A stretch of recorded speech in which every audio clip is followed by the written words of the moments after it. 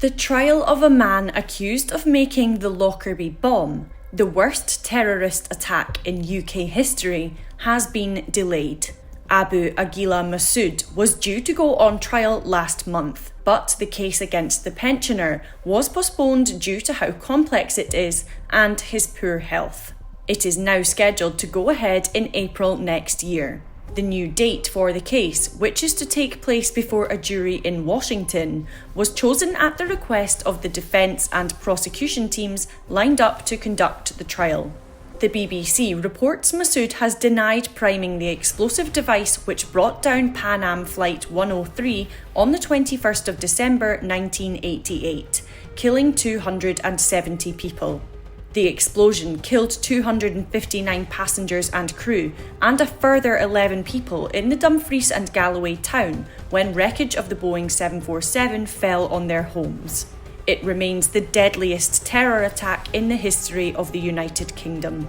Masud, who is in his early 70s, is described as a joint citizen of Libya and Tunisia. He has been receiving treatment for a non-life-threatening medical condition.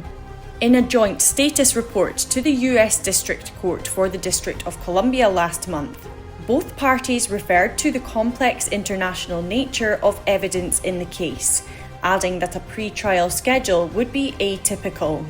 Lawyers also requested an early deadline for motions to suppress the defendant's statement, presumed to be an alleged confession Masud made while in jail in Libya in 2012.